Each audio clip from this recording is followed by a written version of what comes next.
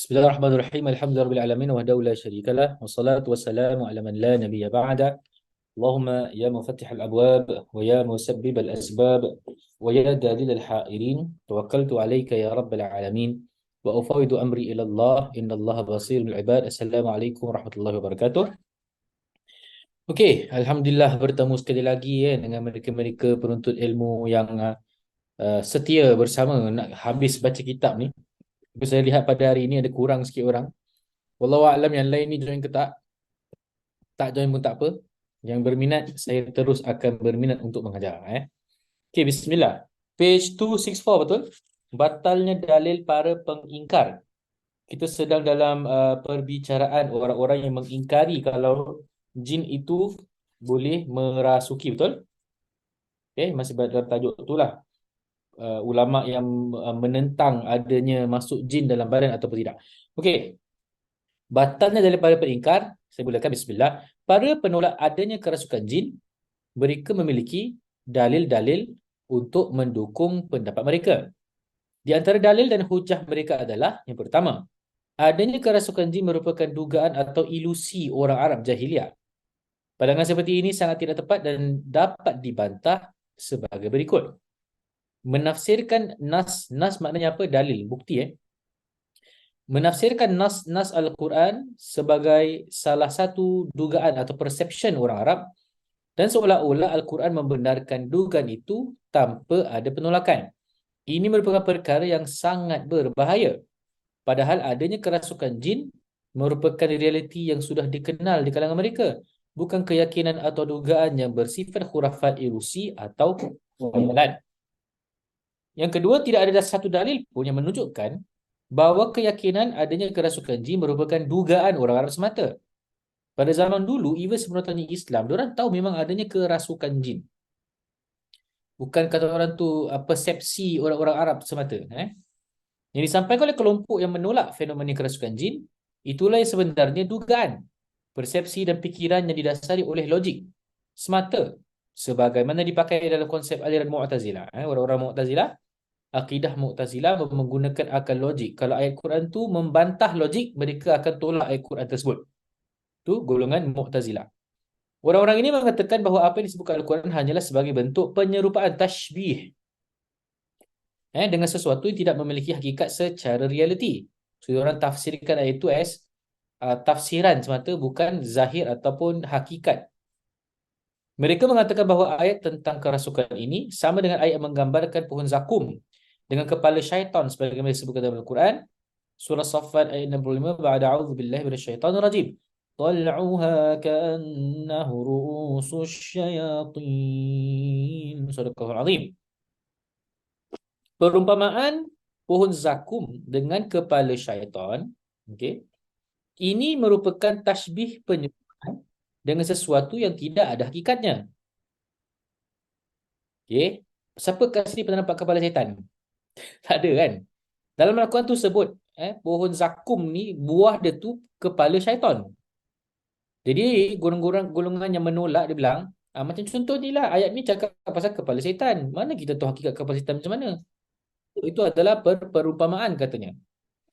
Page 265. Jadi Syekh Musdar berkata, analogi yang dilakukan oleh para pengingkar ini jelas batil kerana keduanya tak sama.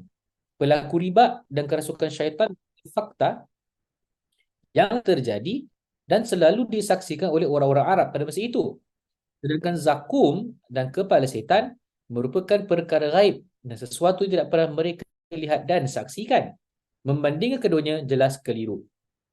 So, Syekh Musdar cakap, if you want to bandingkan kepala syaitan dengan pohon dalam neraka, dua-dua tu benda gaib. Macam mana nak samakan? Sedangkan orang makan riba dengan orang yang kerasukan syaitan memang betul-betul berlaku. Dia bukan benda yang kata orang tu tak dapat lihat secara zahir. Itu counter daripada Syekh Musdar. Poin yang kedua, syaitan tidak punya kemampuan untuk merasuki, menyakiti atau membunuh manusia. Okey. Jadi orang-orang mengingkar, dia ambil surah Ibrahim ayat 22. Apa makna dia? Saya bacakan dulu. A'udzubillahi minasyaitonir rajim.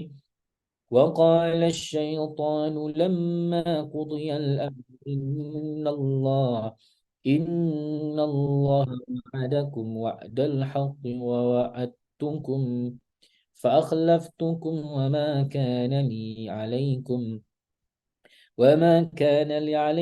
من سلطان إلا أن دعوتكم فاستجبتم لي فلا تلوموا ولوموا أنفسكم ما أنا بمصرخكم وما أنتم بمصرخي إني كفرت بما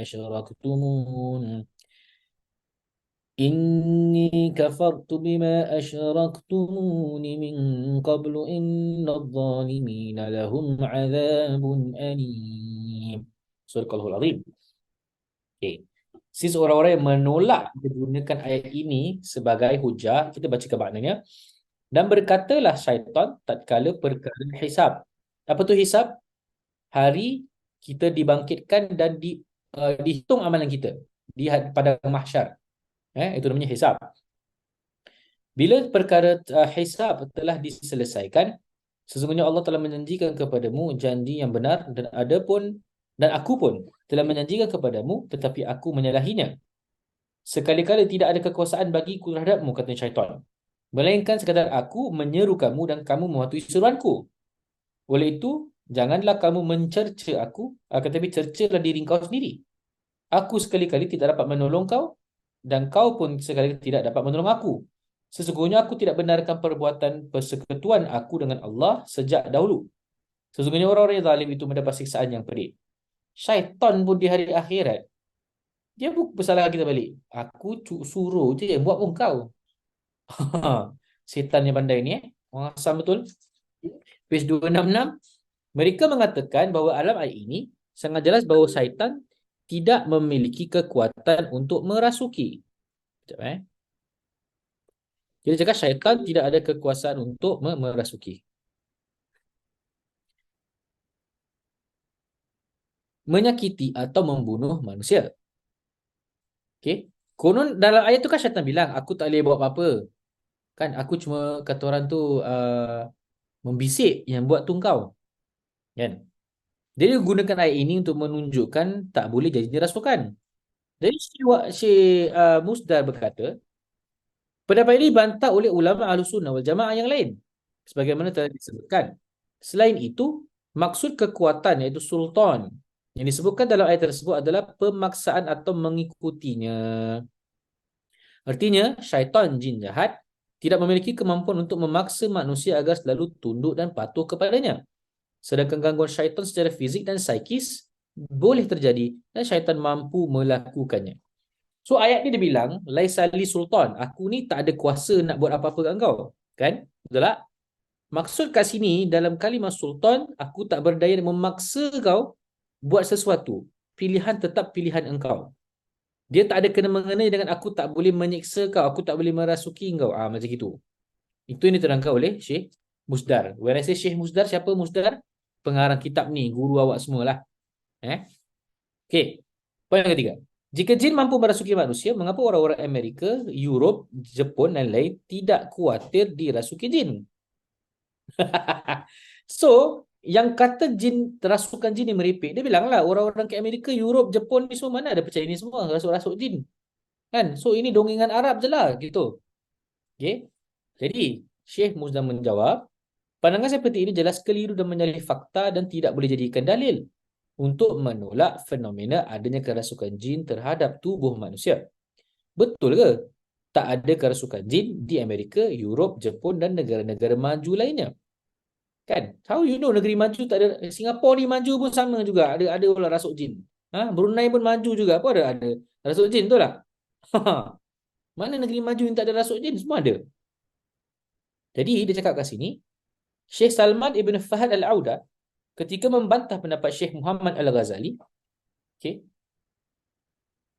saya baca footnote kat bawah 269, Syekh Muhammad Al-Ghazali mengajui adanya keserupan masuk ke jin ke dalam tubuh manusia ketika beliau menyikapi fenomena adanya orang-orang yang punya bakat dalam upaya mengeluarkan jin dari tubuh manusia. Jika beliau mengakui adanya upaya mengeluarkan jin, bererti beliau mengakui adanya kemasukan jin. Baca kembali pembahasan tentang kelompok atau orang-orang yang menolak adanya fenomena kerasukan jin. Okey. Jadi Syekh Salman dia membantah kata-kata Syekh Muhammad Ghazali mengatakan siapa bilang bahawa orang Jepun, orang Amerika dan orang Rusia tak diganggu oleh jin? Di sana banyak rumah sakit, termasuk rumah sakit jiwa. Banyak sekali di negara-negara tersebut dan selalu dipenuhi oleh pasien-pasien rawat inap maupun pasien-pasien rawat jalan. Rawat inap ni maknanya yang warded Dia panggil rawat inap. Kalau pasien-pasien rawat jalan is ini yang walk in. Dan selain mereka, mengapa tidak mungkin sebagai di antara mereka ada yang memang diganggu dirasuki oleh jin? Tapi kerana mereka tidak beriman, tidak percaya dengan keberadaan jin, maka mereka pun tidak percaya dengan adanya fenomena kerasukan jin. Oleh sebab itu, page 267, mereka memandang bahawa kerasukan jin adalah penyakit-penyakit saraf, skizofrenia, sakit jiwa dan penyakit-penyakit sejenisnya. Mereka tidak masuk dalam konteks gangguan jin. Okay? How do we know kalau orang-orang sakit jiwa, psikiatrik, bukan gangguan jin? How do we know orang sakit mental tu kalau dia gangguan jin bila baca Quran, ada efek-efek dia kan? Tapi kat sana mana dia baca Quran? So how can you be so sure katanya Syekh Syekh Salman ni, dia rod balik, rod dalam bahasa Arab RADD, rod bermakna membantah lah. Jika korang kat dalam rumah sakit pun dekat psikiatrik ward pun ramai dan kena gangguan. Yang kita pun tak tahu gangguan jin ke bukan. So how can you deny? Macam itulah. Faham Okay.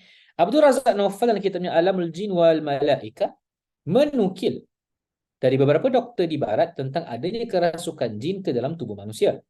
Beliau menukil ucapan seorang ilmuwan yang merupakan anggota sebuah lembaga research kejiwaan di Amerika.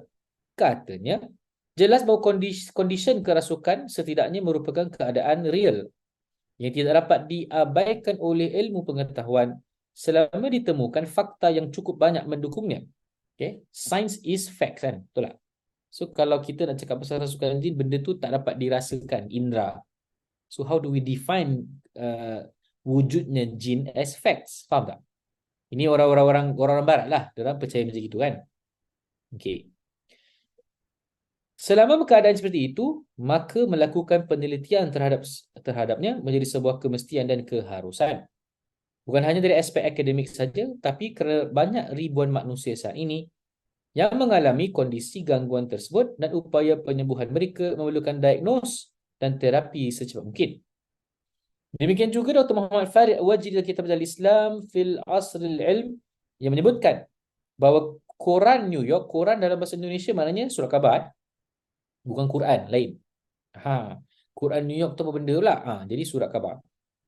Surat khabar New York Midland Express menyebut ada dua guru besar terkenal di Eropah, Richard Hodgson dan James Haslock, melakukan penelitian ilmiah dan mempublikasikannya, publications daripada penelitian ni dua lah.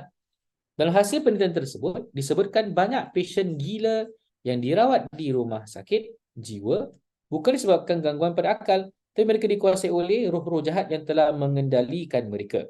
Means ada psikiatris yang percaya, ada some, tak semua, yang masih mempercayai kewujudan roh-roh jahat. Dalam pengetahuan kita, roh jahat ni jin lah.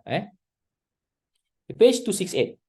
Bukti nyata adanya kerasukan. Tidak semua orang percaya dengan ayat Quran dan hadis Rasulullah sebagai argumentasi adanya kesurupan.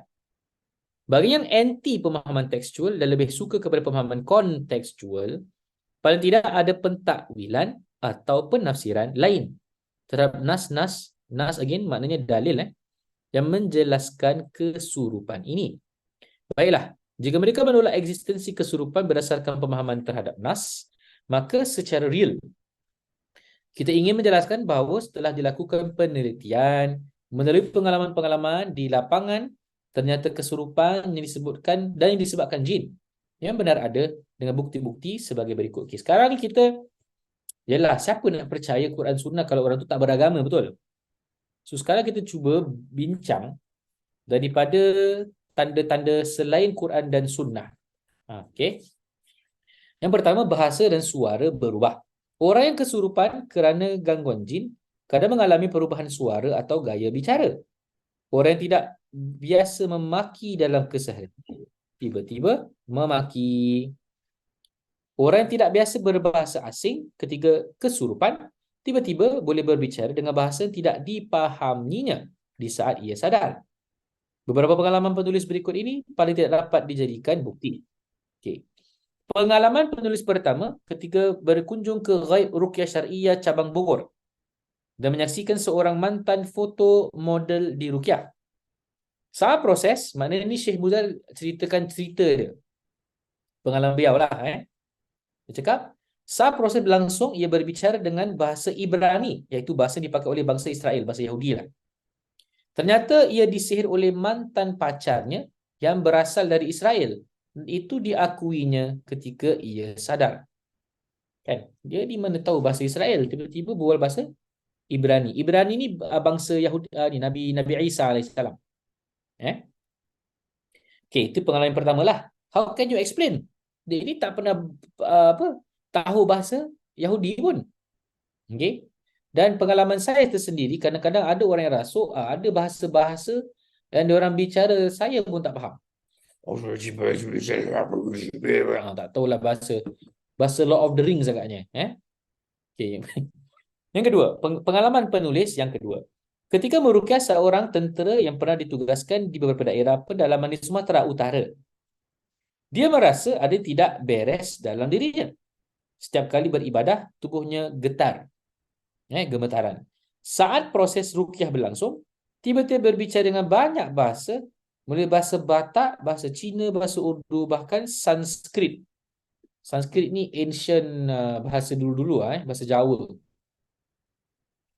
Pengalaman penulis yang ketiga, ketika meruqyah seorang relawan dari Malaysia pasca bencana tsunami di Aceh, sebelum pulang ke negaranya, mereka mampir atau datang di Ghaib Ruqyah Syariah cabang Medan. Okey. Minta diterapi kerana merasakan ada gangguan pada dirinya. Saat ayat-ayat ruqyah dibacakan, soalannya OCD itu consider gangguan tau. Orang OCD ni banyak was-wasnya. Can be gangguan jin ataupun gangguan mental. Kenapa? Kalau dibacakan Quran ada efek, kemungkinan tu gangguan jin. Kalau tidak, maknanya gangguan mental. Dia boleh diatasi sebenarnya OCD ni. Okay? Bermakna apa yang berlaku, otak dia tu release of hormones tak begitu adequate, tak begitu betul. Jadi perlu kepada ubat, perlu kepada terapi-terapi yang kata orang tu diiktiraf negara lah gitu. Okay, saya sambung lagi. So dia ruqyah lah this guy kan. Tubuhnya menggigil. Dan tiba-tiba ia berbicara dengan bahasa Arab Fusha. Bahasa Arab Fusha ni bahasa Arab yang ni tau. Yang bahasa Quran. Saya boleh berbicara bahasa Fusha. Ammi saya tak boleh. Ammi ni maknanya bahasa pasar. Contohlah kita di Singapura, bahasa kita sepatutnya baku. Untuk pengetahuan ni lah. Orang di Brunei ni kemarin. Sepatutnya kita harus berbicara dalam bahasa baku. Tapi di Singapura, kerana bahasa kami ini mengikut bahasa logat Johor. Jadi S-A-S-A, Y-A, ya. Ikmar lain, ikmar bahasanya baku. Orang Brunei, orang Sabah. Kalau bercakap tu memang bahasanya baku. Kan? Dulu saya di universiti, kawan-kawan saya pun orang Sabah juga. Sampaikan saya cakap Sabah dalam bertinggal dengan orang, dia bilang, "Wih, boleh kau cakap Sabah?" Iya. Asal kau mana? Kan? Dan saya cakap, baru mula saya dari Singapura sebenarnya. Wih, nah, dia bilang. Kan? Kenal kemarin telo-telo logat tu bila saya cakap tu kan bahasa ni kan, Kepulauan Borneo kan. Okay. So dia berbual dalam Arab Fusha. Okay, bercampur bahasa Arab Amiyah, bahasa pasaran dengan dialek Saudi. Kalau orang Saudi berbual lain, orang Mesir berbual lain, orang negeri Arab berbeza-beza, orang Iraq berbualnya lain. So, bila kita dengar bahasa pasar orang, kita boleh tahu. Contoh orang-orang di Johor kalau berbual dengan orang di utara Kedah lain kan. Hang pasal apa? Hang buat lagu tu pi mai tang tu. Tu orang-orang logat utara. Saya dulu belajar di Kedah, di utara Malaysia. Tapi sampai sekarang saya tak pandai berbual orang utara. Cakap Sabah tu pandailah. Sikit-sikit siap. Okey. Kalau bahasa tu kita boleh tahu logatnya berbeza. So kalau orang Arab Saudi, diorang punya qaf selalu jadi ga. Allah Subhanahu Wa Taala gal. Faham kita tahu ni mungkin Saudi ni. Kalau orang Mesir, jim dia orang jadi ga. Gamil jiddan. Kan dalam bahasa Arab jamil jiddan, tapi dia cakap gamil. Maknanya ni Mesir punya bahasa Arab ni. Kalau orang-orang Iraq, kalau okey dia cakap zain. Kan? Kalau orang Arab di Saudi kalau bahasa Arab fusahanya tayyib, okey. Tapi kalau zain zain. Zain ni maknanya cantik lah, tapi bahasa orang is okay. So bahasa logat ni, bahasa amminya berbeza-beza. Okey. Jadi orang ni berbuat Arab macam itu. Ternyata menurut pengakuannya beliau pernah berkunjung ke Arab Saudi dan setelah itu mengalami sesuatu tidak normal dalam dirinya dan pengalaman-pengalaman lainnya. Hal seperti ini tidak mustahil terjadi kerana jin juga mengerti bahasa di mana ia tinggal. Maka jika ada lembaga atau tempat kursus bahasa asing yang menjanjikan hasil maksimal dalam waktu yang sangat singkat untuk menguasai bahasa tertentu, waspadalah akan tipu muslihat syaitan dari bangsa jin yang bekerjasama dengan syaitan dari bangsa manusia. Boleh juga dengan masuknya jin ke dalam tubuh seorang hingga membuat boleh berbahasa apa sahaja. Wallahu a'lam bissawab. Okay. Page 270. Imam Hasan Al-Banna menghadapi kesurupan jin. Diceritakan dalam buku Al-Ikhwan Al-Muslimin Ahdathu As-Sana'at At-Tarikh bahawa Imam Hasan Al-Banna ketika mengunjungi kota Suez didatangi seorang ikhwan yang menceritakan seorang perempuan yang sudah menderita sakit sangat lama sehingga hilang kesedarannya, bahkan selalu bertindak kasar dan merosak. Kemudian Imam Syahid Hasan Al-Banna mendatangi perempuan itu dan membacakan Quran. Ketika dibacakan ayat Quran, tiba-tiba muncul suara dari mulut perempuan itu memohon agar dirinya jangan dibakar. Kemudian Syekh Hasan Al-Banna memerintahkan agar keluar dari ujung-ujung kaki dan setelah itu perempuan itu pun sadar. Seakan tidak terjadi sesuatu pun sebelumnya. Okey. Kalau kita yang meruqyah pengalaman kami lah, kalau terlihat orang-orang banyak kena rasuk, dia yang betul rasuk ni dia ada pattern yang sama. Pattern dia yang sama. Baik, dalam kisah ini Syekh Hasan Al-Banna menyaksikan sendiri bahawa suara yang keluar dari mulut perempuan itu bukan suara dari dirinya, tapi dari jin yang merasukinya. Sehingga ia meminta agar tidak dibakar dengan ayat Quran yang dibacakan oleh Imam Al-Syahid Hasan Al-Banna. One of the benda sama yang kita lihat bagi orang rasukan jin betul ni kan. Panas dia akan cakap panas. Dan juga akan tengok raut muka diorang ni macam you know they are faking it or if they're making it real. Ada dua benda berbeza. How to know? Kena ikut ni lah. Kena ikut saya ruqyah lah selalu. Okay, page 271. Pandangan atau tatapan berubah. Yes. When you see orang kena rasuk jin real, you tengok mata bola hitam ni, dia white. Dia bukan mengecik hitam gitu kan. Kita ada mata, tengah-tengah tu kira kita punya lensa kan. Lens dia kalau orang rasuk jin selalunya dia tu besar. You can see mata dia macam hitam besar gitu. Okay. Pasal mata kita warna sebenarnya bukan hakikat hitam. Kan brown-brown kan. Tengah-tengah tu yang hitam kan. Ni kalau rasuk selalunya berdiri dan dia selalu staring at the bila dia melihat sesuatu tu stare at the emptiness. Dan bila kita gini kat mata dia selalunya just snap gitu kan. Dia tak ada efek pun. Mana conscious dia tu sudah diangkat dan diubah dengan kewujudan jin macam gitu. Okey.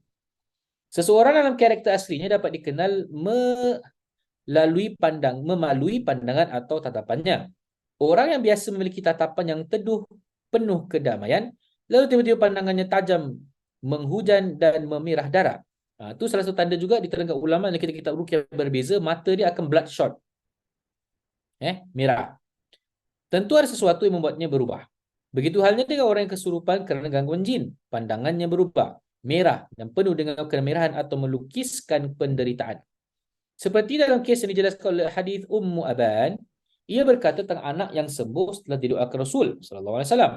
Sesungguhnya anak tersebut melihat kembali dengan pandangan yang sihat, bukan dengan pandangan pertama sebelum didoakan. Hadis riwayat Imam At-Tabrani.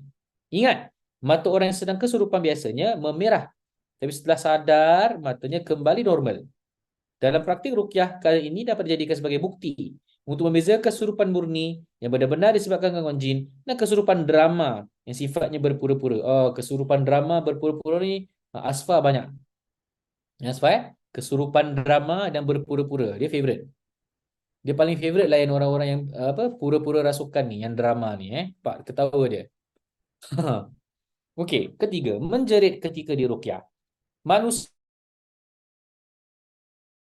normal yang sihat atau mengidap penyakit medik murni, ketika dibacakan ayat Quran secara umum atau ayat-ayat ruqyah syar'iyyah secara khusus, mereka merasakan ketenangan atau biasa-biasa saja. Sedangkan orang yang terkena gangguan jin atau kerasukan jin tidak dapat bertahan mendengarkan ayat Al-Quran yang dibacakan. Mereka akan menjerit kesakitan, kepanasan dan mereka tersiksa. Tapi ingat, ada orang pura-pura drama pun boleh action tersiksa juga. Nak tahu macam mana kena tengok lah, kena tengok betul-betul. Okey.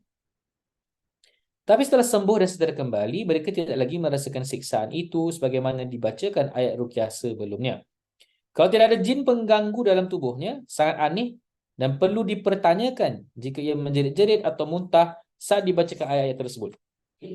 Okey, saya ada satu video ni saya nak share. Saya tak tahu boleh play ke tak. Dia kat Facebook tau. You guys tunggu sekejap. Uh, is it Facebook? Sekejap Saya check dulu kalau ada. For me, ini seperti rasukan real. Sekejap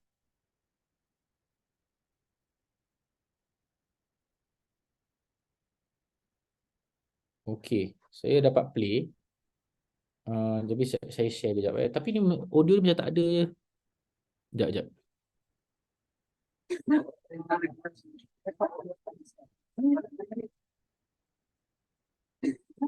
Okay, sekejap Saya cuba share screen kalau boleh. Kalau nampak bilang. Nampak tak? Nampak? Okay, saya try play Uh,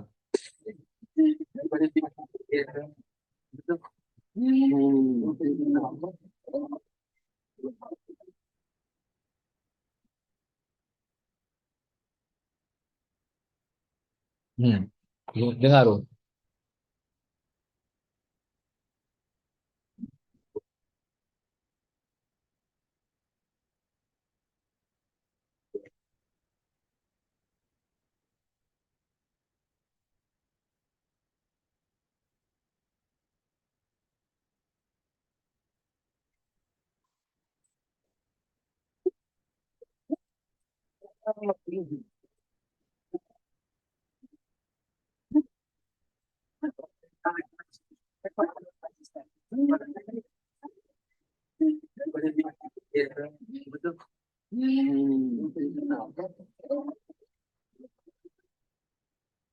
Ni.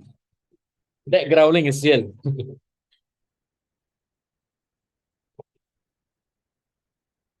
So, itu yang saya stop share.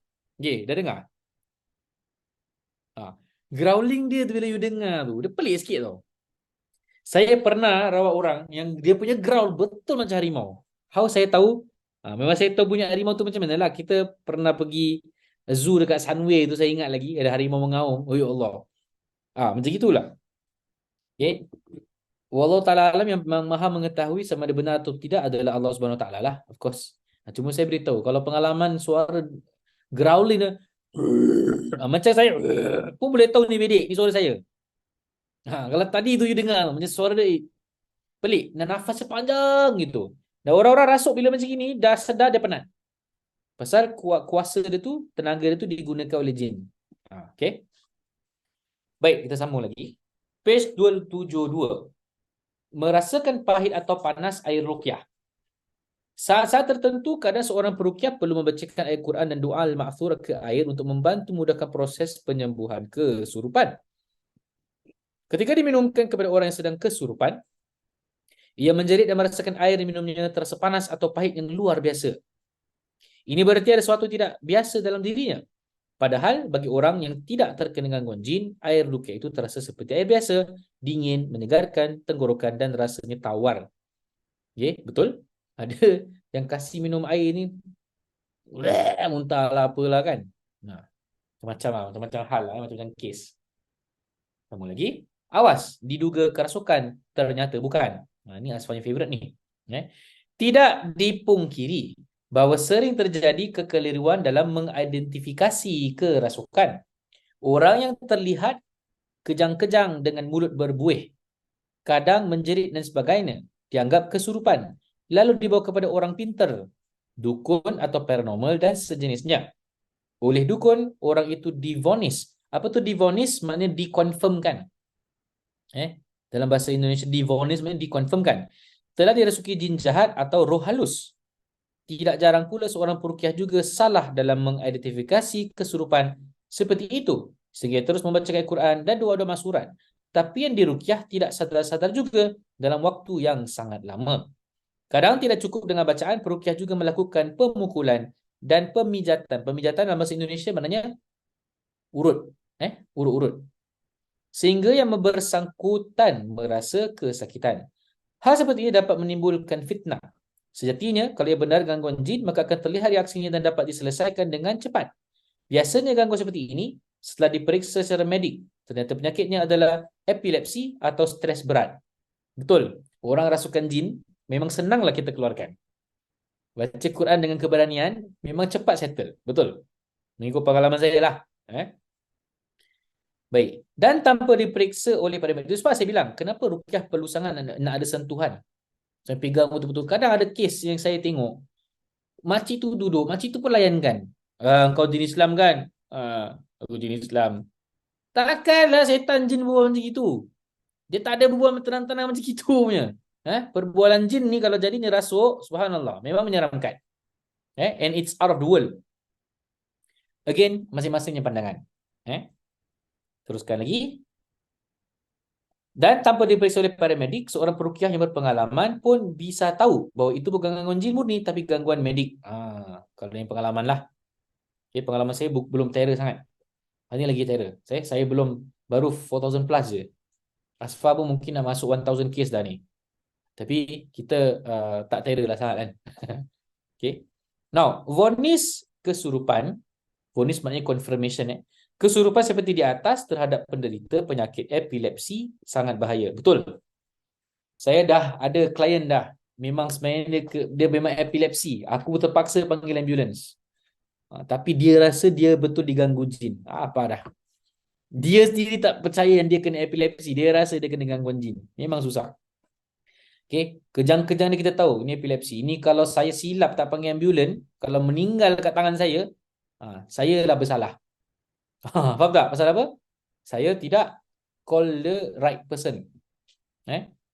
Paramedic datang dengan ambulans, masukkan benda dalam melalui lubang belakang. Itu cara-cara antaranya ubat yang menenangkan bila orang epilepsi kan. Memang pengalaman saya tak dapat lupa tu. Kalau rasukan jin pun tak seteruk itu. Itu lagi teruk. Okay, saya dah panik tau. Alamak, ni budak. Bukan budak, pakcik. Bapak budak. Datuk pun sebenarnya. Dah level datuk pun. Okay, sambung lagi. Bagi seorang dukun, tidak ada pilihan selain mengatakan bahawa hal itu disebabkan oleh jin atau roh jahat. Sehingga penderita epilepsi itu pun ditangani secara klinik yang dapat menjerumuskan pelakunya kepada perbuatan syirik. Pasien epilepsi ditangani secara tidak proporsional dan jauh dari cara-cara logik. Demikian pula pasien stres, gangguan jiwa atau tertekan secara psikis yang cukup berat sehingga menimbulkan tingkah laku yang tidak wajar. Tapi oleh dukun divonis, dikonfirmkan sebagai gangguan jin dan ditangani secara klinikal. Okay. Saya kalau pergi dengan Asfar Ruqyah, nanti saya akan tanya dia, wah, ni rasu betul ke bedek ni? 90% dia akan cakap, ni bedek. 90% dia akan cakap. Pasal apa? Asfar ni, dia ni dulu bertugas sebagai EMT, Emergency Medical Trainer. Technician. Emergency Medical Technician. Jadi dia tu bawa orang dekat sebelum orang ke hospital, bawa masuk ambulans kan. Jadi dia tahulah. Kan? Tapi kadang-kadang pun, saya kadang argue dengan dia juga. Kau tengok betul. Kau rasa ni betul ke bidik? Dia confirm selalunya akan bidik lah. Pernah, tapi dia bukan bermaksud dia tak pernah cakap tu betul. Pernah sekali tu satu kes memang betul. Ni kes dekat Sembawang pakcik ni tau, confident. Saya tak ada apa-apa lah.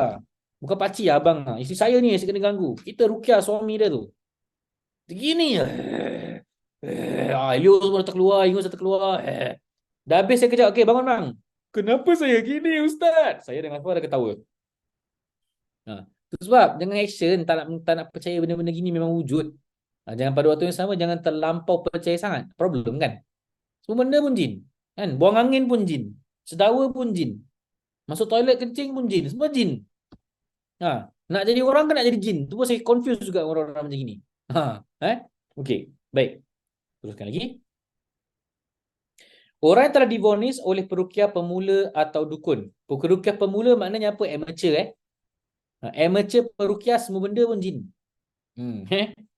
Sebagai korban kerasukan jin jahat, padahal sebenarnya ia menderita epilepsi, depression, stres atau gila, bisa bertambah menderita dan benar-benar disurupi oleh jin kerana ia dibuat putus asa dan telah dipermalukan di hadapan orang yang dan lingkungannya sehingga ia mengurung diri, melamun dan tidak mahu berbicara.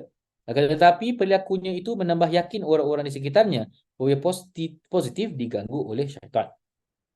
Ini yang dikhawatirkan oleh Ustaz Syaiful Islam Mubarak dalam bukunya Kiai Meruqyah Jin Berakting. Aku suka buku ini. Beliau menulis dalam buku tersebut, boleh jadi jin masuk ke dalam tubuh seseorang justru setelah ada dugaan tentang kemasukan itu sendiri muncul dan tersebar.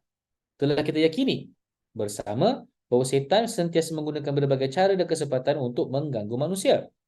Artinya setan tidak akan menyia-nyiakan kesempatan mengembangkan keyakinan keliru di tengah-tengah masyarakat dan menggunakannya untuk menyesatkan mereka. Terutama bila pernyataan kesurupan muncul dari tokoh agama. Setan seolah mendapat pintu yang terbuka lebar untuk melaksanakan niatnya. Tidak aneh bila akhirnya dia pun masuk ke dalam diri orang yang sedang bermasalah ini. Okey. Kadang orang yang bermasalah-masalah problem kan, memanglah boleh senang diganggu oleh syaitan. Okey, sambung lagi. Tidak aneh bila akhirnya dia pun masuk dalam diri orang yang bermasalah. Sementara pada saat yang sama, syaitan pun memasukkan ke dalam hati orang-orang di sekitarnya. Masukkan apa? Masukkan keyakinan tambahan tentang keadaan yang telah apa tadi? Ke dalam hati orang di sekitar tambahan tentang keadaan yang tengah dialami pasien. Okay. Selanjutnya beliau mengatakan padahal pasien yang dikerumuni masa kerana diduga kemasukan jin boleh jadi sedang terkena epilepsi. Sebab penyakit ini banyak macamnya. Salah satu gejala epilepsi adalah page 274 berbuat atau berkata aneh. Maknanya saya lebih gemar define as hysteria.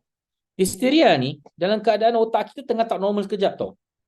So kita akan bertindak mengikut emosi. Tapi nanti dah lama pop, nanti you dah sadar, you dah okey balik. Sentontolah orang kalau marah. Orang marah yang tak boleh kawal, dia kata orang tu macam mana cakap dia tu gila ke tak? Macam gila kan? Cakap pun tak dengar, kerjanya nak marah je, tapi dia dah calm down, dia okey, betul tak? Macam itu juga. Ada orang yang sebenarnya itu gangguan emosi tu, dia bukan gangguan rasukan jin. Okey. Okey, page 274, catatan penting. Bagi praktisi ruqyah syariah, ini penting diperhatikan untuk menjaga citra ruqyah syariah sebagai sunnah Rasulullah sallallahu alaihi wasallam. Ia harus mampu membedakan orang yang benar-benar kerasukan atau kesurupan dengan niat pula. Mana ada word niat, aku ni cakap niat pula dengan orang yang menderita epilepsi, depresi atau gangguan mental lainnya. Tu sebab sebagai seorang peruqyah syariah di Singapura, wajib untuk saya memberitahu kalau ini gangguan mental atau gangguan mystical. Kita kat Singapura banyak peruqyah perawat juga yang overdiagnose. Tak ada apa-apa pun dia cakap apa-apa juga. So, penting untuk ada pengalaman. Okay, saya cukup setuju dengan apa yang dikatakan oleh Syekh Musdar. Okay. Mampu membedakan orang benar-benar kerasukan atau kesurupan dengan orang yang menderita epilepsi, depresi atau gangguan mental lainnya. Jangan sampai tindakan memukul, meludahi, memijit dan membentak memperparah penderitaan jiwa si pasien kerana ternyata bukan kesurupan. Di lain pihak, tindakan ini akan menimbulkan fitnah ketika disaksikan oleh orang banyak. Okay? Seorang praktisi ruqyah syar'i dalam hal ini mesti mempelajari kondisi kejiwaan dan latar belakang kondisi seorang, melihat masalah, problem peribadi dan keluarga, kondisi lingkungan dan sebagainya. Asfah kan, dia pernah dapat satu kes, orang ni rasuk memang bedek. Tapi saya sampai fikir, macam mana aku nak cakap dengan orang ini rasuk bedek. Jadi Asfah dapat settlekan. And keluar dari mulut orang tu sendiri, dia mengaku yang dia bedek dirasuk. Betul Asfah? Ini kes kat mana ni? Clementi kan? Ni Chris Clementi. Okay. So Asfar report to me, okay, what happened gini-gini lah. Pandai kau Asfar Memang dia action rasuk. Kenapa bedek? Masakan bila dia tu dalam konon keadaan dirasuk. Penat Asfar buat gurah atau gurah. Masukkan minyak dalam hidung. Ini kalau ada rasukan jin, kita lepaskan cengkaman. Dia boleh terus ni, dia boleh eja Asfar lagi. Mana ada jin kuat macam itu? Melainkan manusia bodoh je lah yang rasa macam itu. Jadi berapa kali lah Asfar? 8 kali ada. 7. 7 kali. 8. Betul. 8 kali gurah. Hidung dia tu aku tak tahu nak cakap apa. Dan Asfar gunakan kepintaran dia tu, psikologi lah pakai psikologi. Kan? At last orang tu mengaku. Orang tu mengaku kan? Nobody listen to me. Dia bilang. Allahu Akbar. Ini cerita aku dalam podcast. Memang wujud orang-orang yang rasuk bedek ni. Siapa yang dapat kadang bila rasuk, kita jadi takut. Jadi apa dia buat walaupun bedek kita ingat betul. Hati-hati. Ada orang yang kena rasuk juga kerana nak escape. Dia dah contoh na'udzubillah dah tidur dengan perempuan lain. Jadi action kena rasuk. Aku adalah jin yang engkau dah buat dosa besar. Kau nak salahkan jin. Kesian dalam hal ni. Jin pun tak bersalah. Subhanallah. Jadi saya tak pedulilah apa perukiah nak cakap. Kadang-kadang ada perukiah cakap macam-macam lah. Okay, guys, kita berhenti sekejap, boleh? Pukul 9 kita sambung. Dah masuk 8.45 ni. So kita sambung lagi page 274 lepas ni insyaAllah. Right, jumpa lagi. Assalamualaikum warahmatullahi wabarakatuh. Assalamualaikum warahmatullahi wabarakatuh. Solihan, kau naughty kau balik ke pangkal jalan Sorry guys, saya tengah makan tadi. Lapar, belum makan. Sudah makan. Okay, saya tahu another 6 more minutes So kita akhir 9.36. Boleh? Boleh Minta izin minum air dulu Solihan. Solihan minta izin minum air. Solihan. Solihan mana Solihan? Solihan. Bismillah. Okay. Page berapa ni? 274. Baik. Catatan penting. Bagi ruqyah syar'i, ini penting diperhatikan untuk menjaga citra ruqyah syar'i sebagai ia harus mampu membedakan orang benar-benar kerasukan atau kesurupan dengan orang yang menderita epilepsi, depresi atau gangguan mental lainnya. Jangan sampai tindakan memukul, meludahi, memijit dan membentuk memperparah penderitaan jiwa si pasien kerana ternyata bukan kesurupan jin. Di lain pihak, tindakan ini akan menimbulkan fitnah ketika disaksikan oleh orang yang ramai. Seorang praktisi ruqyah syar'i dalam hal ini mesti mempelajari kondisi kejiwaan dan latar belakang kondisi seorang, melihat masalah, problem peribadi dan keluarga, kondisi lingkungan dan sebagainya, agar dalam mengidentifikasi penyakit pasien, ia dapat memberikan jawapan maksimal, bukan langsung memvonis bahawa pasiennya ada gangguan jin. Begitu juga keluarga, jangan merasa pasien yang sakit itu positif dirasuki jin dan memaksakan keyakinannya kepada orang yang bersangkutan sehingga merasa dirinya terus dicekam, rasa takut kerana diganggu jin. You don't want that tau. You imagine kalau cakap, ni kena rasuk jin ni. Dia akan forever ingat dia akan rasuk jin. Although betul memang dia ni mungkin ada kerasukan jin. But apa yang perlu di sini ialah jangan menakut-nakutkan mereka sehingga tak yakin pun dengan ayat Al-Quran. Itu kita tak nak. Okay. I will do my part when I have a script lah nak cakap apa dengan orang-orang yang kena gangguan ni untuk membuatkan mereka berani based on pengalaman. It's hard. And pakai tenaga actually. Dalam ruqyah, saya tak pernah meruqyah orang. Saya penat kalau dakwah orang tu. Itu very tiring lah. But Alhamdulillah is very satisfying.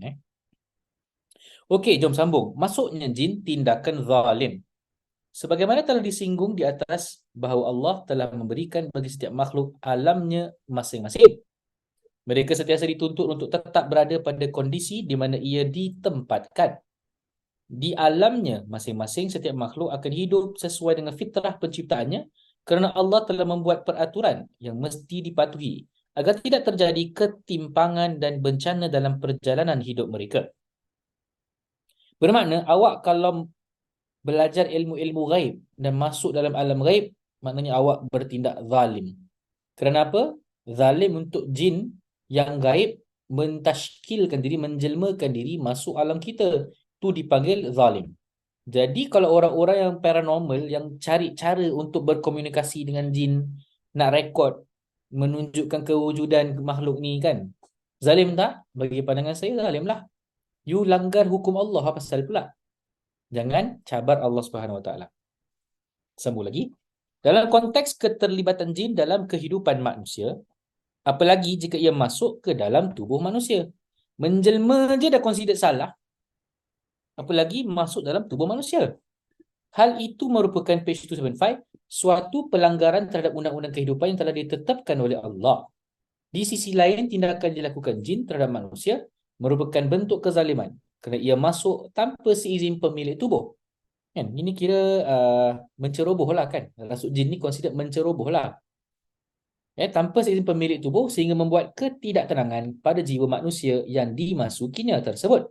Bahkan sering membuatnya jauh dari Allah Subhanahu Wa Taala.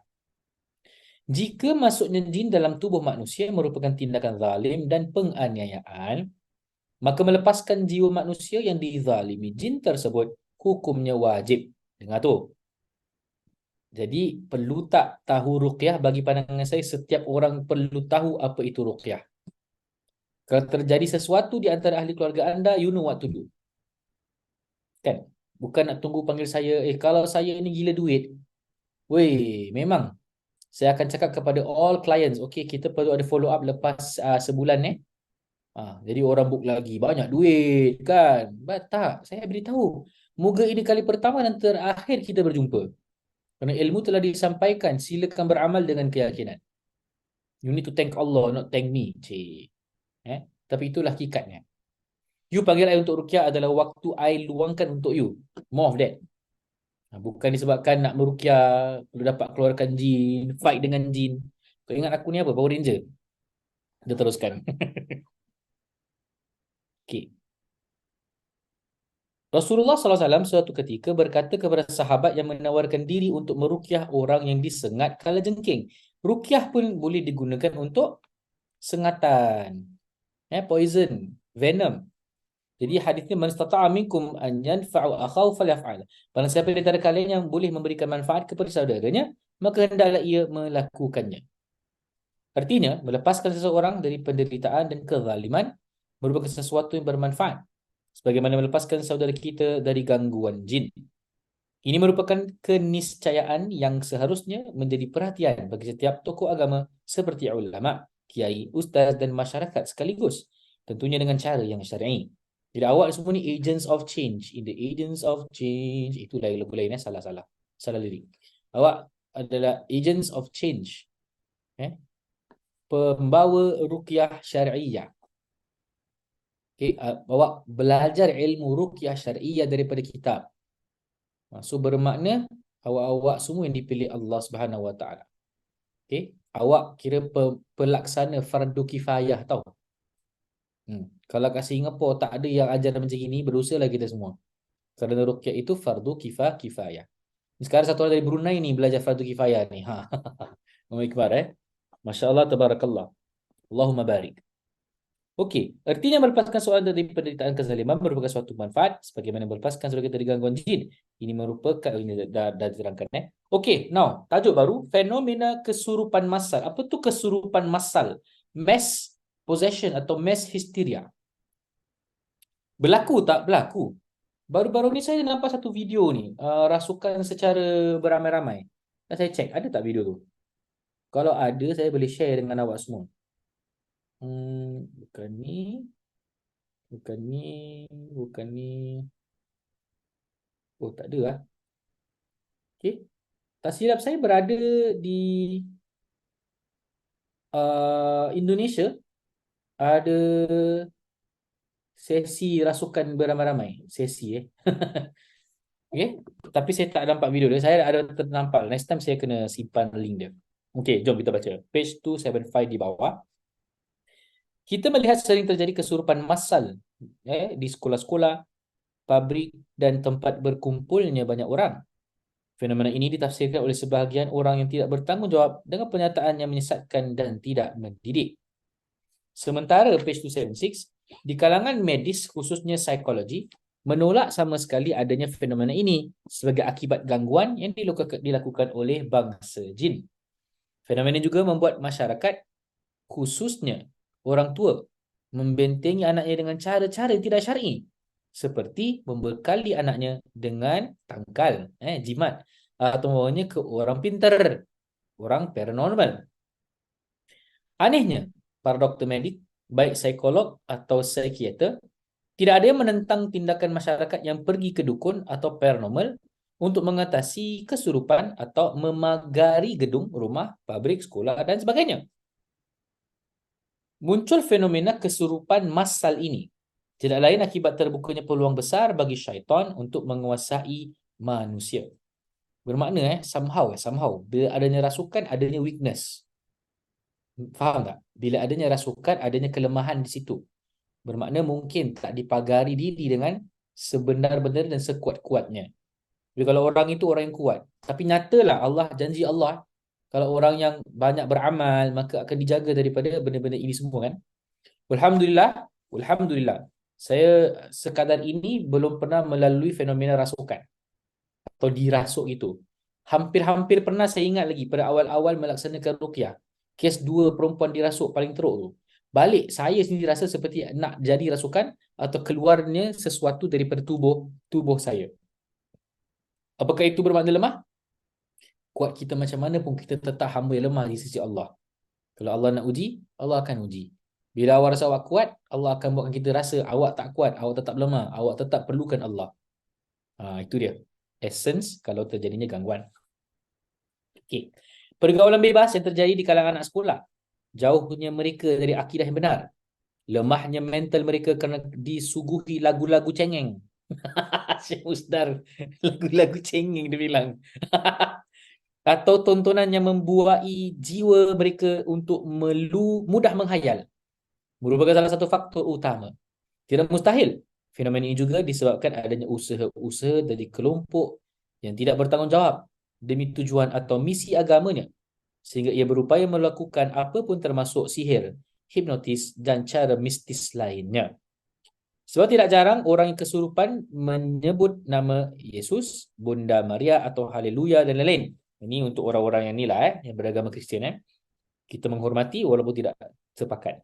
Hal ini berkuat dengan kenyataan bahawa korban kesurupan masa selama ini adalah umat Islam. Berikut adalah beberapa kes kesurupan yang pernah terjadi di tanah air, di tempatnya Syekh Musdar. Belasan siswa mengalami kesurupan pada 12 Disember 2004. Belasan ramai situ.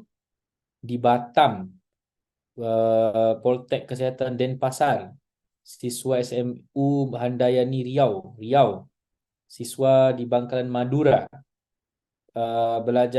belasan belajar Muhammadiyah di Jombang, siswa SMP Abdullah bin Nur Bogor, di Situbondo, di Bentol, di Surabaya, di Bandar Lampung, di Pangu, di Luhur Jogja. 7 siswa Union Padang kesurupan kat Padang. Banyak yang kena rasuk. Page 278. Siswi Telkom Medan. Syekh Musdar daripada Medan, guys. Asal usul Syekh Musdar ni daripada Medan. 16 sekolah lainnya di Medan, mulai dari tingkat SMP, SMU, perguruan tinggi, termasuk beberapa akper dan akbid. Ni diorang ni ada banyak short form lah. Baik, 10 langkah menghadapi kesurupan massal. Yang pertama, ini diterangkan sini, kesurupan dapat terjadi di mana sahaja, bahkan di masjid dan pesantren sekalipun. Oleh kerana itu, kita sebagai umat Islam harus siap menghadapi segala kemungkinan yang akan terjadi. Setidaknya kita harus mampu melakukan P3K, pertolongan pertama pada kesurupan. P3K sih dia panggil. Berikut ini beberapa langkah yang mesti dilakukan ketika menghadapi kesurupan. Pertama, berlindung kepada Allah. Maknanya nasihat mereka baca isti'adzah atau ta'awudz, a'udzu billahi minasyaitonir rajim. Atau ajarkan ruqyah Jibril, bismillahi arqiq min kulli syai'in yudhik wa min syarri kulli nafsin aw 'ainin hasid. Allah yashfik bismillahi arqiq. Atau a'udzu bikalimatillahi tammah min kulli syaitanin wa hammah wa min kulli ainin lamah. Setidak-tidak pun 3 kul a'udzu birabbin nas. A'udzu kan, aku katakan aku berlindung, minta lindungan. Kedua, mengevakuasi korban, evacuate korban tu. Jika terjadi kesurupan di tengah keramaian, maka segera evacuate korban dari kerumunan massa. Maknanya separate them daripada mass. Tengah dalam berkumpul ni ribuan masuk, auzubillah, belasan orang kena rasuk, ambil satu-satu, kan, bawa ke tempat lain. Jangan dalam keadaan jemaah itulah. Faham? Okey. Kerana bila dibiarkan boleh mempengaruhi yang lain. Tentu orang-orang yang memang berpotensi diganggu jin ataupun yang lemah. Ketiga, memberikan pertolongan pertama pada korban. Ini tentu tidak harus dilakukan orang yang ahli dan berpengalaman. Siapa pun yang beriman dan mampu membaca Al-Quran dengan baik, maka dapat memberikan P3K. Keempat, menenangkan orang-orang di sekitarnya. Jangan sampai ada yang merasa ketakutan, cemas dan sebagainya sehingga fikirannya kosong. Anjurkan atau bimbing mereka terus berzikir dan membaca bacaan ruqyah syar'iyyah. Atau contoh, letaklah, you can ask them, okay, mana nama kita ramai baca? Bismillahirrahmanirrahim. Qul a'udzu birabbil falaq min syarri ma khalaq. Whatever happen, baca je. Okay? Saya tak pernah melalui kesurupan massal. Tak pernah lah. Pasal paling-paling ruqyah orang pun seorang rasuk, 2 orang rasuk, itu je. Kalau massal ni belasan orang kan. Jadi mesti chaos. Dan saya dengar kisah-kisah sekolah-sekolah di Singapura yang ada rasukan secara massal. Antaranya sekolah kat belakang rumah saya. Page 279. Menghubungi kerabat atau keluarganya. Yang keenam, bertanya kepada ahlinya. Dalam hal apa pun yang harus menjadi rujukan kita adalah orang yang berilmu. Dalam hal ini, carilah orang mampu meruqyah secara syar'i, bukan dukun atau paranormal. Jangan terkecoh dengan penampilan seperti serban, jubah dan aksesoris keislaman lainnya. Jangan-jangan ia seorang dukun yang menyamar sebagai ulama, kiai atau ustaz, aka uskun. Sebab saya ni kan jarang pakai songkok, sikat rambut tu kan pakai gel. Orang tengok pun betul ni ustaz, tak betul. But then again, tengok macam Adi tu pak, rambut panjang tapi pakai songkok. Masya Allah. Tapi pelajar ruqyah syar'i. Jadi zahir apa yang kita lihat tak semestinya melambangkan diri kita yang sebenar. Yang penting kuat dengan syar'i Allah Subhanahu Wa Taala. Ketujuh, mengevaluasi diri. Yang ke-8, banyak zikir yang ma'thur, bukan zikir yang tidak jelas sumbernya. Saya minta maaf tau. You guys tahu tak? Hasbi Rabbi Jallallah ma fi qalbi ghairullah. Itu bukan zikir yang Rasulullah ajarkan. Tapi boleh baca tak? Bacalah, silakan. Kalau saya prefer zikir yang memang Rasulullah ajarkan. Contoh, la ilaha illallah wahdahu la syarikalah. Lahul mulku wa lahul hamdu. Yuhyi wa yumit. Bahwa ala kulli syai'in qadir. Kan? Atau hasbunallah wa ni'mal wakil. Apa lagi zikir-zikir? Subhanallah bihamdihi. Subhanallahil azim. Subhanallah walhamdulillah wa la ilaha illallah wallahu akbar. Baca tu. Kan? Hasbi rabbi jallallah ma fi qalbi ghairullah. Dia lagu betul tak? Apakah saya anti zikir ini? Tak. Boleh baca. Kita faham makna. Hasbi Rabbi Jallallah. Cukuplah untuk aku, Tuhan aku, keesaan Allah. Betul tak? Tapi zikir yang sebaiknya yang mendapat pahala yang Rasulullah ajarkan. Kan? Yang Rasulullah ajarkan. Simple je. La ilaha illallah. Pahala tu. Subhanallah wa bihamdihi. Subhanallahil azim. Sambung lagi. Nombor 9, meluruskan akidah dan menguatkan iman korban. Serta orang-orang di sekitarnya termasuk keluarga dan teman-teman dekatnya. Dan yang ke-10, bertawakal kepada Allah. Sesungguhnya tidak ada kekuasaan bagi syaitan dan orang-orang beriman dan bertawakal kepada Tuhan mereka. Page 280. Mengapa jin mengganggu manusia? Okay. Saya pernah baca, kan saya ada buat, apa tu nama dia? Subhanallah walhamdulillah. Allahumma dzakir. Sejam bersama saya baca kitab tentang saka kan. Ini pun tajuk yang sama. Dan saya kira bila kita belajar kitab ruqyah syar'i, dia orang punya reference, tajuk topik kebanyakannya sama. So bila you tahu ada tajuk seperti ini, walhamdulillah, insya-Allah merupakan yang jalan yang benar lah, jalan syar'i. Okey. Kenapa jin mengganggu manusia? Kenapa jin merasuki manusia? Okey. Jadi mengapa dipuja, disakiti, menyintai dan gangguan? Okey. Baik, kita mulakan page 280. Kita dah belajar berapa bulan? 4 bulan. Ni masuk bulan yang kelima kan? Betul tak? Bulan yang kelima atau bulan keempat? Bulan keempat. Okey. Subhanallah. 4 bulan baru setengah page, setengah buku. Lagi banyak ni. Tapi saya yakin awak semua since Jun, Julai, Ogos, September. Maknanya 4 bulan lah. Janjinya 3 bulan. Ni janji Diana namanya. Janji yang palsu. Okey. Tak apa, awak semua eksperimentasi saya. Dan saya kalau dah masuk bulan baru ni kan, awak nak belajar, saya tak letak yuran tau. Berapa awak beri, saya terima. Saya tak letak wajib kena letak $50. Pasal dah saya dah janji 3 bulan kan. Siapa yang tak nak bayar pun tak apa. Kalau tak bayar, okey, awak akan duduk di dalam syurga atau neraka? Mana satu? InsyaAllah syurga lah. Kalau tak bayar pun tak apa. Saya minta doa je. Minta doa supaya Ustaz Ruk dipermudahkan urusannya, dimurahkan rezekinya. Dan juga jangan lupa doa pengarang kitab ni, Syekh Musdar. Ni consider guru lah, guru kita lah. Baik, kita sambung page 280. Iblis telah berjanji kepada Allah akan terus berusaha menjerumuskan umat manusia ke lembah dosa sehingga mereka melupakan Allah. Secara umum, faktor-faktor kekosongan jiwa manusia dari akidah yang lurus. Kekosongan jiwa kan, jiwa kosong selalu jin boleh masuk. Fill your time with doing something beneficial. Kalau tak benda keagamaan pun, benda yang upgrade skill. You need to do that. Jangan biarkan diri kita kosong. Okay. Kosongan jiwa dari ibadah yang tidak konsisten, jauh dari bimbingan Islam dan faktor dunia lainnya, sering membuat manusia menjadi sasaran empuk atau target utama dari kejahatan setan. Bahkan dalam waktu yang sama, semua faktor-faktor itu boleh berkumpul menjadi sebab gangguan jin atau syaitan. Namun secara khusus, sebab-sebab masuknya syaitan ke dalam tubuh manusia sehingga membuatnya malas beribadah, jauh dari kebenaran, mengalami kerasukan, bahkan menderita gila atau rosak mentalnya. Antara lain adalah yang pertama, kerana jin mencinta manusia. Ishqul jin lil ins. Ishq. Ain shin qaf. Ishqun. Kira kalau jin mengganggu, kita panggil jin asyik. Asyik, asyik, asyik.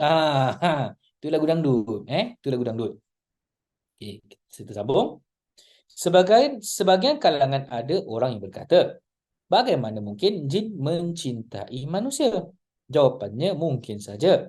Kalau tidak, mana mungkin jin dapat melakukan hubungan seksual dengan manusia seperti telah disinggung sebelumnya.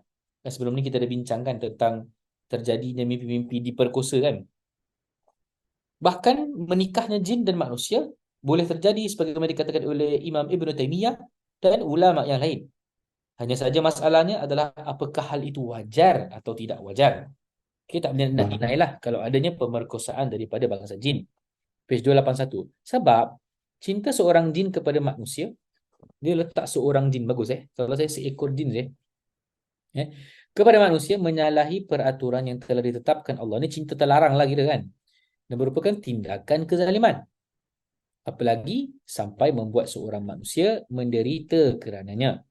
Andai kata tindakan jin tersebut bukan kezaliman, maka bacaan ayat Al-Quran dan doa-doa perlindungan ruqyah tidak akan berpengaruh atau menyakiti mereka. Jin yang menyintai manusia disebut sebagai jin asyik. So kalau cakap jin asyik tu maknanya jin gatal. Jin gatal. Apakah jin gatal ni hanya kepada perempuan?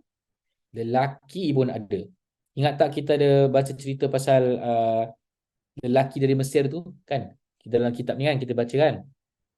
Dia kahwin dengan, dia simpan kucing, kucing tu jelma jadi jin suruh kahwin dengan dia. Hai, dah barang leceh. Okey. Baik, sambung lagi page 281.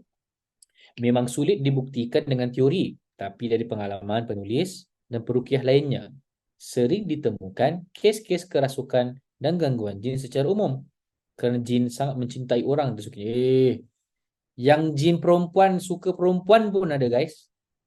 Kenapa kau ganggu? Dah keluar jamu masa aku, you know me lah, malas nak berbual dengan jin kan. Kerana aku suka budak ni, dia bilang gitu. Kerana aku suka budak ni. Kau ni kan tak boleh jin dengan manusia itu berurusan, haram. Keluarlah. Tidak, macam gitu. Tidak kan. Tak apa. Aku berserah kepada Allah yang Maha Kuasa. Aku baca Al-Quran. Semoga kau akan merasai sakit dan keluar. A'udzu billahi minasyaitonir rajim. Mana baca apa? Dah terdiam dah. Tergamam kan? Kul a'udzu birabbin nas. Tapi Rukyah dah baca ayat terakhir. Macam mana ni? Baik, tersambung lagi. Gangguan itu bisa berawal dari mimpi bertemu dengan seseorang. Bahkan sampai ada yang mengalami mimpi basah yang tidak wajar dan terjadi secara berulang-ulang dengan orang yang sama. Anehnya, mimpi yang seharusnya membawa kenikmatan, tapi ternyata menimbulkan derita yang berpanjangan. Cubalah baca beberapa kisah berikut yang diperoleh oleh depression pernah malunya. Kes cinta jin yang menyengsarakan. Hayya, jin asyik ni. Cerita pertama. 4 tahun mimpi bersetubuh. 4 tahun. Busy. 4 tahun Baik. Sebut saja namanya Bang Mul BM. Nama samaran. Patient Ghaib Ruqyah Syariah Cabang Medan. Selama 4 tahun sering bermimpi melakukan hubungan suami isteri dengan perempuan yang tidak dikenalnya. Bahkan dalam keadaan jaga, makhluk itu sering menampakkan dirinya. Hui, seram apa? Jin getal ni. So, maknanya kes ni lelaki lah yang selalu mimpi terjadi tak senonoh dengan jin perempuan lah. From what kita faham lah. Okay, sambung lagi. Menurut pengakuan BM, Bang Mul nama dia Bang Mul. Perempuan itu berambut panjang dan berpakaian serba putih. Kata orang itu namanya kuntilanak. Ya Allah, kau buat hal dengan kuntilanak. Aduhai. Dalam seminggu, minimal ia hadir 2 kali untuk melakukan hubungan haram tersebut. Ini menjadi konten podcast ni. Kejap kejap. Oh, minit. Cerita best ni. Allahu Akbar. Okey, kejap. Dia dia buat benda tak senonoh dengan kuntilanak Allahu Akbar. Okey, sambung lagi. Maknanya dalam seminggu minimal hari 2 kali untuk melakukan hubungan haram tersebut. Seminggu 2 kali. Banyak kali tu Pada tahun keempat, Bang Mul bermimpi lagi bertemu perempuan tersebut. Dalam mimpi itu, ia tidak sendiri. Ia tidak sendiri tapi datang bersama anak kecil. Hai. Kuntilanak pemuda dan anak Perempuan itu berkata, inilah hasil hubungan kita selama ini. Dah ada anak jin dah ni. Kegundahan hati laki-laki yang bekerja di salah satu instansi page 282 yang bergerak di bidang jasa di Kota Medan ini semakin besar. Apalagi terjadi ketidakwajaran pada dirinya. Setiap kali solat, tubuhnya tidak tenang. Terus bergerak-gerak seperti orang digelitik dari belakang. Kadang, kerana merasa malu, ia sering memilih saf paling belakang. Keputusan untuk solat di saf paling belakang malah membuat suasana solat kacau. Kerana anak-anak yang berada di belakangnya sering ketawakan dia. Setelah mencari informasi, bertemulah beliau dengan terapi Ruqyah Syar'i di kantor Ghaib Ruqyah Syariah Cabang Medan. Di sana beliau diterapi secara intensif dan dengan izin Allah, kini beliau telah mendapatkan ketenangan, bahkan kini telah menikah dan punya anak. Subhanallah. Ini real life stories Bermakna ni kalau Medan di tempat Syekh Muzdarah. Okey. Part 2. Rencana pernikahan sering gagal. Ni asal nak kahwin je tak gagal. Nak kahwin je gagal. Apa hal tu? Sekejap Rencana pernikahan sering gagal. Peristiwa ini menimpa seorang gadis berusia 32 tahun. Sebut saja namanya Intan, mantan pasien Ghaib Ruqyah Syar'i Cabang Medan. Sudah 3 pemuda yang datang melamarnya, tapi semua gagal. Ini mirip kesaksian Tia, mantan foto model di salah satu wedding pageant Bandung. Di majalah Ghaib edisi 46 tahun 3, 8 Ogos 2005. Oh, so maknanya perempuan ni orang yang lawa lah kononnya kan? Apa tu? Apakah itu gangguan? Suara siapa tu yang bersuara? Muhammad Syukur. Okay, mute. Okay. Setiap kali ada yang melamar, bahkan lelaki-laki yang sudah dipersetujui oleh kedua orang tuanya dan kedua belah pihak pun sepakat. Tapi kemudian, salah satu dari calon mempelai mengurungkan rencana pernikahan atau minta dibatalkan. Ternyata ada pihak ketiga yang tidak menginginkan pernikahan itu terjadi. Pihak ketiga itu adalah makhluk bernama jin yang sering datang dan melakukan hubungan dengannya seperti dalam mimpi. Oh, okey. Kalau orang tu tak kahwin-kahwin dan asyik mimpi-mimpi basah, kemungkinan ada gangguan jin asyik tu Jadi orang yang tak kahwin kita akan cakap kau kena gangguan jin asyik. Astaghfirullahaladzim. Jangan sembarang. Jangan sembarang. Tak semestinya. Baik. Cinta jin terhadap seorang perempuan sebagaimana dialami oleh Intan dan Tia dilampiaskan melalui hubungan seksual melalui mimpi. Intan merasa setiap minggu ia didatangi laki-laki hitam bertubuh besar dan memperkosanya. Setelah itu kepalanya mulai berat dan sering pusing, ibadah pun malas. Atas saran seorang teman akhirnya dirukyah secara syar'i dan mengalami reaksi yang cukup keras. Pasca rukyah, ia mengalami perubahan positif yang sangat drastik. Kita kurang apa? 9.34 lagi 2 minit lagi. Okey. Page 283 kita habiskan Pelajaran dan nasihat. Dari dua kisah anak manusia di atas, ini baru kisah Ruqyah SZ punya konten dalam kitab. Seram juga kan? Okay. Ada beberapa hal yang mesti menjadi catatan dan pelajaran bagi setiap orang. Antara lain, pertama, cinta jin kepada manusia boleh terjadi dan itu menyengsarakan. Kerana cinta tersebut dipaksa dan tidak ada membawa kebahagiaan sedikit pun. Kan? Macam lelaki tadi, kan? Buat benda tak senonoh dengan kuntilanak. Kuntilanak tu dah lah tak lawa. Kan? Mengilai je kerja dia. Macam mana tu dia boleh tahan? eh? Yang kedua, cinta jin kepada manusia biasanya dilampiaskan melalui hubungan seksual dalam mimpi. Sangat jauh bedanya dengan mimpi basah yang terjadi di awal usia baligh. Bermakna ini menjadi satu zina kalau nak cakap kan. Tak kahwin ber, tapi mimpi macam gitu. Subhanallah kan dosa. Dalam fikih dikatakan bahawa salah satu tanda datangnya usia baligh bagi anak lelaki adalah mimpi basah. Tapi biasanya dalam mimpi tersebut tidak ada hubungan seksual. Yang ada hanya kenikmatan tanpa diketahui apa penyebabnya. Dan ketika bangun orang yang baru mengalami hal itu akan kebingungan. Mimpi basah sebagai tanda datangnya usia baligh tidak pula terjadi berulang-ulang. Cinta jin kepada manusia yang membuatnya tidak rela jika manusia dicintainya menikah sehingga dalam beberapa kes ada yang gagal menikah disebabkan hal yang tidak masuk akal. Okey. Alamak. Part-time religious teacher sexually abuse underage boys including after don't tell me this is Islam sih. Ada berberita from Channel News Asia. Don't tell me this is Ustaz sih. 34-year-old man sexually abused several boys between 2014 buying some of them gifts and offering money for sex acts. Arabic tutor. Astaghfirullahaladzim. Ustaz lah. Kan? Hayah. Baru pasal ruqyah syar'i tak syar'i ni Dah ada kes macam gitu. Okey. Kita habiskan sekejap lagi sikit. Okey. Cinta jin membuatkan orang tu gagal menikah. Kenapa dia tak nak share lah kononnya Itu istilahnya. Dan keempat, agar jin tidak mencintai manusia, maka harus mendekatkan diri kepada Allah dengan memperbaiki akidah, ibadah, dan moral atau akhlak, serta menghindari penyebab jatuh cintanya jin kepada manusia. Wallahu ta'ala a'lam bissawab. Okay guys, itu saja. Terima kasih You guys masih ramai lagi yang duduk setia mempelajari ilmu Ruqyah Syar'i. I'm so proud of you lah. Saya doakan semoga awak semua diberkati ilmunya dan adalah ejen-ejen Ruqyah Syar'i. Mahmuda ada tanya, Ustaz, boleh saya tanya tentang saka keturunan? Okey, tanyalah. Since ada waktu ni, saya jawab sikit saka keturunan ni. Silakan dengan soalannya, Mahmudah, Mahdot Muda. Boleh on mic. Silakan on mic. On lah, on. Silakan, Mahmudah. Okay. Assalamualaikum Ustaz. Alhamdulillah. Minta maaf take your time a bit because I nak tanya you pasal just a sharing and also tanya sikit tentang saka keturunan. Bukan saya punya Ah, ah, Faham. tentang keris terbang. Keris terbang. Keris terbang pasal apa?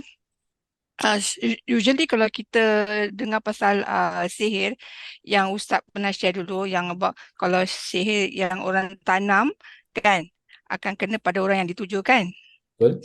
Tapi ni yang ada saka keturunan tapi dia punya benda dia tu dia tanam.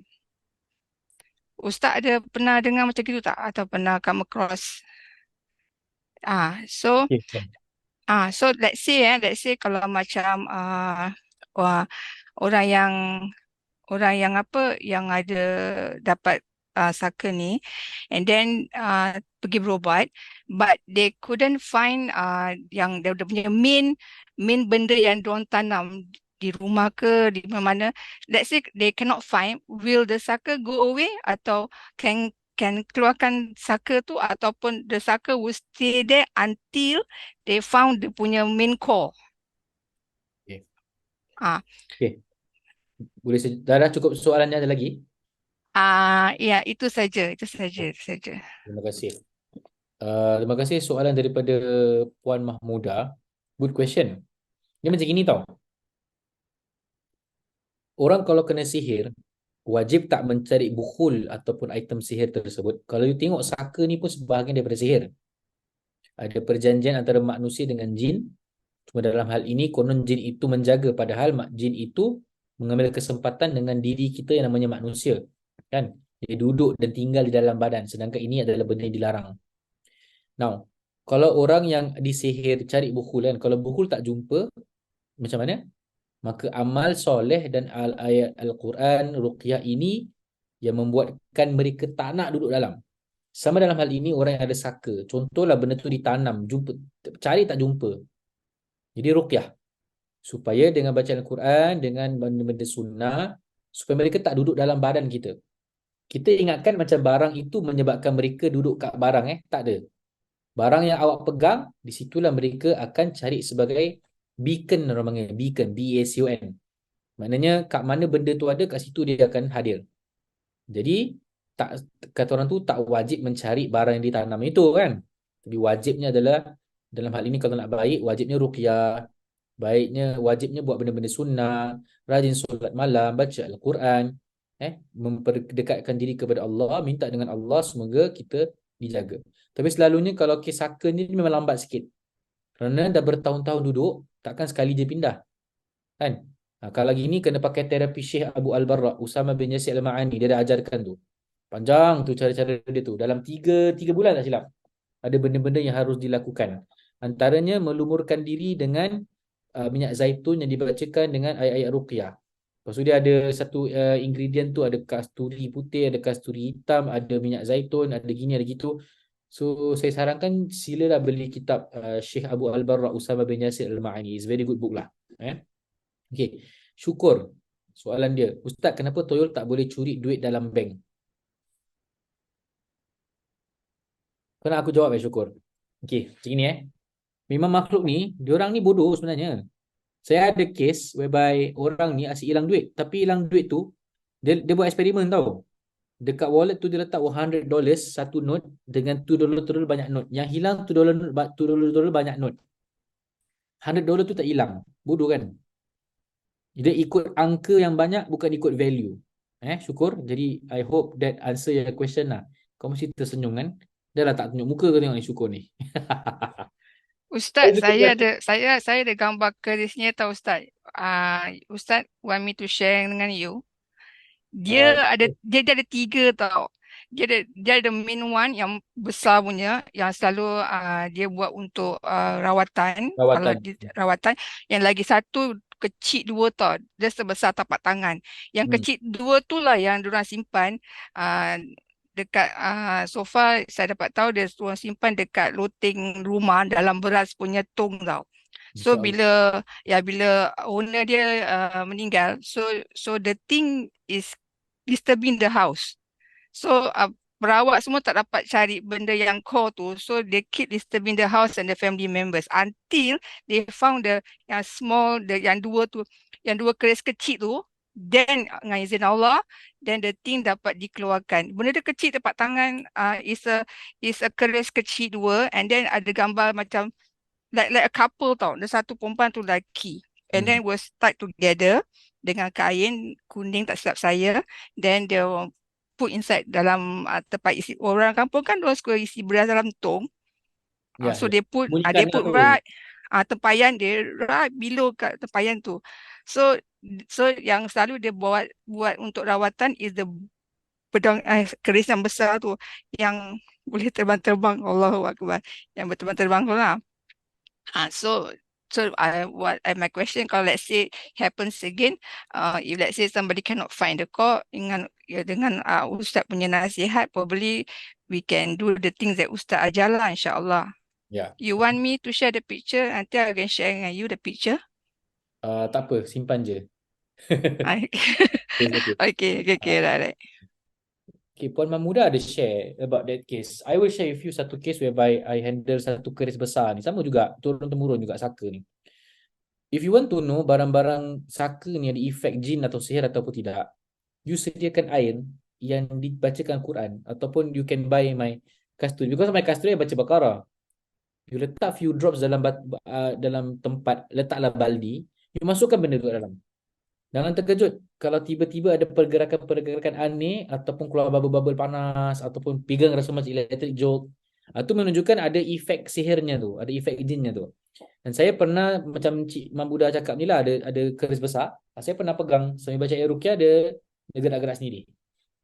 Takut-takut juga, tapi peduli apa, baca je lah. Allah lebih berkuasa. Allah nak uji kita kadang-kadang kan, takut-takut dengan benda ni. Okay, alhamdulillah, terima kasih. Dah 9.45, korang rajin korang tunggu 2 jam Okay, Nizam Bar, dia cakap Assalamualaikum Ustaz, sekurang-kurangnya kita dapat habiskan setengah buku dalam 4 bulan. Satu pencapaian buat diri saya. Selama ini beli buku-buku tebal, jarang dapat habiskan baca buku-buku. It's a good concept of learning. Bagus, alhamdulillah.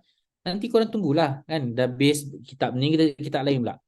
Saya cari seorang syekh yang mengizinkan, dapat dia green light, saya ajar. Okay, so far karangan kitab Syekh Musdar, insyaAllah dia okey. Okay, baik, kita akhiri dengan tasbih kafarah dengan suratul Asr. Subhanakallah bihamdika asyhadu an la ilaha illa anta astaghfiruka wa atubu ilaik. Bismillahirrahmanirrahim. Wal 'asri innal insana lafi khusr illa alladhina amanu wa 'amilus solihat wa tawasaw bil haqqi wa tawasaw bis sabr. Sekian, terima kasih semua. Assalamualaikum warahmatullahi wabarakatuh.